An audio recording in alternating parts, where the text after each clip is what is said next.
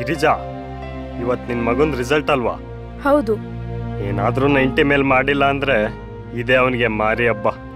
90 ಯಾಕೆ, 95 ಮೇಲೆ ಮಾಡ್ತಾನೆ ಬಿಡಿ.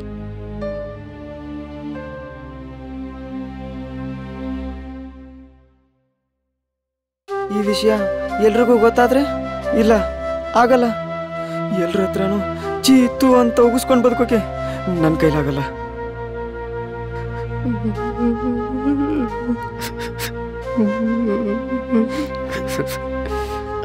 ಸಾರಿ ಅಪ್ಪ, ಏನ್ ಮಾಡ್ಲಿ, ಎಷ್ಟೇ ಓದಿದ್ರು ಈ ಹಾಳ ತಲೆಗೆ ಹತ್ತಲ್ಲ.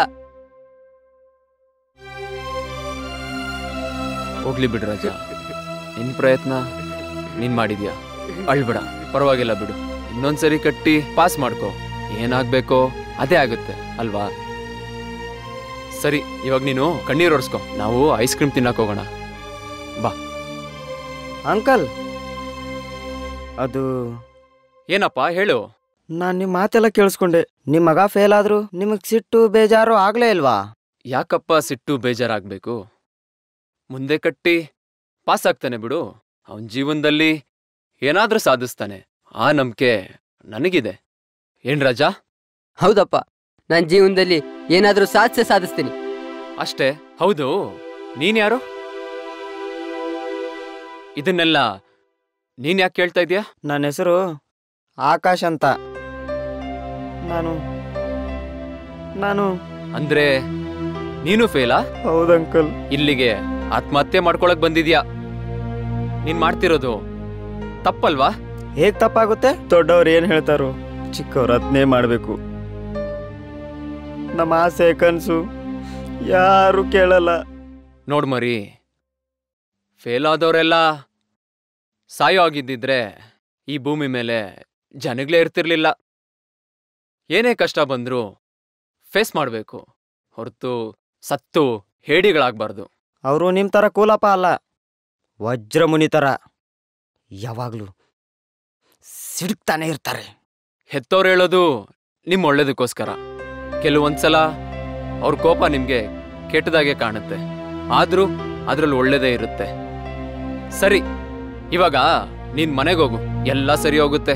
ನಾನು ಫೇಲ್ ಆಗಿದ್ದೇನೆ ಅಂತ ಗೊತ್ತಾದ್ರೆ ಅವ್ರು ನಂಗೆ ಏನ್ ಮಾಡ್ತಾರೋ ಗೊತ್ತಿಲ್ಲ. ಸರಿ, ಭಯ ಪಡ್ಬೇಡ, ನಾನಿದ್ದೀನಿ. ನಡಿ, ತೋರ್ಸು, ಬ್ಯಾಗ್ ತಗೋ.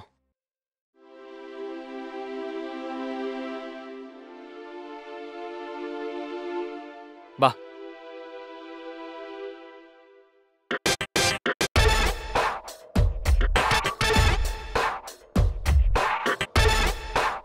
ಅಪ್ಪ, ಅಲ್ಲಿ ನೋಡಿ, RCB ಧನಂಜಯ. ಒಂದು ಫೋಟೋ ತೆಗೆಸ್ಕೊಂಡ್ ಬರ್ತೀನಪ್ಪ. ಸರಿ, ಹೋಗು. ಅಣ್ಣ ಹಾಯ್, ನನ್ನ ಹೆಸರು ರಾಜೇಶ್ ಅಂತ. ನಾನು ನಿಮ್ಗೆ ತುಂಬ ದೊಡ್ಡ ಫ್ಯಾನ್. ಆಕಾಶ್, ನೀನು ಹೋಗಲ್ವಾ? ನೀವು ಇನ್ಸ್ಟಾಗ್ರಾಮಲ್ಲಿ ರೀಲ್ಸ್ ಮಾಡ್ತಿರಲ್ಲ, ನಿಮ್ಮೆಲ್ಲ ರೀಲ್ಸು ನೋಡಿದ್ದೀನಿ, ತುಂಬ ಚೆನ್ನಾಗಿ ಮಾಡ್ತೀರಣ್ಣ. ಆದರೆ ನಿಮಗೆ ಮಾತು ಬರಲ್ಲ ಅಂತ ಗೊತ್ತಾಗಿ ತುಂಬ ಬೇಜಾರಾಯ್ತಣ್ಣ. ನಾನು ಯಾವಾಗ ಮಾತು ಬರಲ್ಲ ಅಂದೆ? ಅಯ್ಯೋ, ಮೂಕು ಥರ ರೀಲ್ಸ್ ಮಾಡಿ ಮಾಡಿ ಜನರೆಲ್ಲ ಮೂಗ ಅಂದ್ಕೊಬಿಟ್ಟಾರ. ಇರ್ಲಿ, ಇದನ್ನೇ ಮೇಂಟೈನ್ ಮಾಡ್ಕೊಳಣ. ಅಣ್ಣ, ಒಂದು ಫೋಟೋ ಪ್ಲೀಸ್. ಹಾಂ,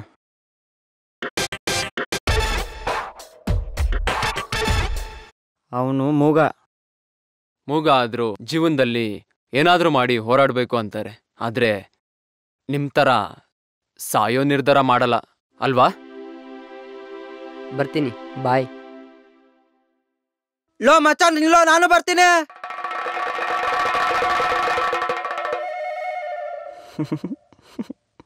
ಅಂಕಲ್ ಬನ್ನಿ.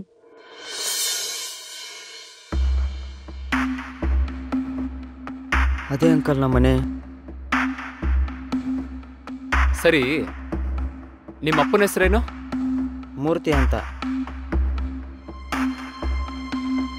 ಎಲ್ಲೇ ಅವನು ಇನ್ನೂ ಬಂದಿಲ್ಲ? ಜವಾಬ್ದಾರಿಲಿ ನಾಲಾಯಕ್ ನನ್ನ ಮಗ. ಅಯ್ಯೋ, ಬರ್ತಾನೀರಿ, ಯಾಕೆ ಹಾಗೆ ಯಾವಾಗ್ಲೂ ಸಿಡುಕ್ತೀರಾ? ಮೂರ್ತಿಯವ್ರೆ. ಯಾರು? ನಾನೇ ಮೂರ್ತಿ. ಏನಾಗ್ಬೇಕಿತ್ತು? ನಿಮ್ಮ ಮಗನ ಹೆಸರು ಆಕಾಶ್ ಅಲ್ವಾ? ಹೌದು. ಯಾಕೆ, ಏನಾಯ್ತು? ಈ ಬ್ಯಾಗು ಹೌದು, ನನ್ನ ಮಗಂದೆ. ಏನಾಯ್ತು ನನ್ನ ಮಗಂಗೆ? ಹೌದು, ನಮ್ಮ ಒಂದೇ. ಅವನೆಲ್ಲಿ? ನಿಮ್ಗೆಲ್ಲಿ ಸಿಕ್ತಿದ್ದು? ಪಾರ್ಕಲ್ಲಿ ಸಿಕ್ತು. ಅವನು ಅಯ್ಯೋ ದೇವ್ರೆ. ಆಕಾಶ್, ಅಪ್ಪ, ಆಕಾಶ್ ಮಗ, ಅಮ್ಮ, ಪುಣ್ಯ ಬಂದ್ಯಲ್ಲ. ಏನ್ರಿ ನೀವು ಏನೇನೋ ಮಾತಾಡ್ತಿರಲ್ಲ? ನಿಮ್ಮ ಮಗ ಫೇಲ್ ಆಗಿದ್ದಾನೆ. ಪರವಾಗಿಲ್ಲ, ಕಟ್ ಪಾಸ್ ಮಾಡ್ಕೊಂತಾನ್ಬಿಡಿ. ನೋಡಿ ಸ್ವಾಮಿ, ನಿಮ್ಮ ಮಗ ಫೇಲ್ ಆದ ಅಂತ ಆತ್ಮಹತ್ಯೆ ಮಾಡ್ಕೊಳಕ್ ಹೋಗಿದ್ದ. ಹೌದಾ? ಯಾಕೋ ಹೀಗ್ ಮಾಡ್ದೆ? ನೀನ್ ಹೋದ್ರೆ ನಾವಿರ್ತೀವೇನೋ? ಇದಕ್ಕೆಲ್ಲ ನೀವೇ ಕಾರಣ. ನಾವೇ ಕಾರಣ ಆಗ್ತೀವಿ?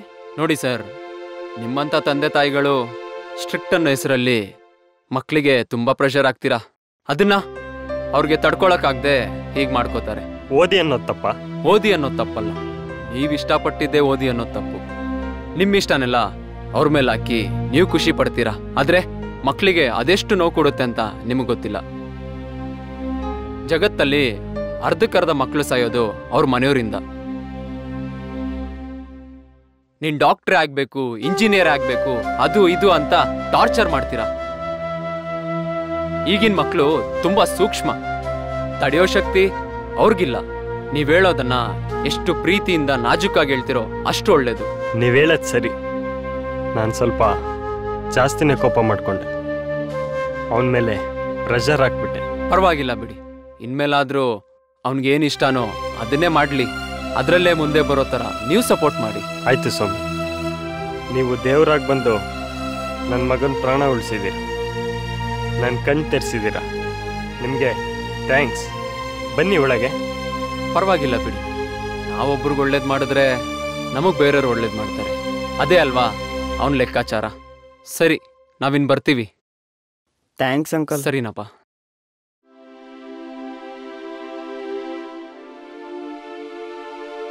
ಅಪ್ಪ, ಈಗಿನ ಕಾಲದ ಮಕ್ಕಳು ಹೇಗಿರ್ಬೇಕಪ್ಪ? ಮುಂಜಾನೆಯ ಮಂಜಿನಂತೆ, ಮಧ್ಯಾಹ್ನದಿ ಸುಡುವ ಬಿಸಿಲಿನಂತೆ, ಸಂಜೆಯ ರಂಗನು ಚೆಲ್ಲಿ ಮುಳುಗುವಂತೆ, ನಿಮ್ಮೆಲ್ಲರ ಬದುಕಿನ ಪಯಣ ಸಾಗಲಿ ಆ ಸೂರ್ಯನಂತೆ. ಕಾಲಾಯ ತಸ್ಮೈ ನಮಃ.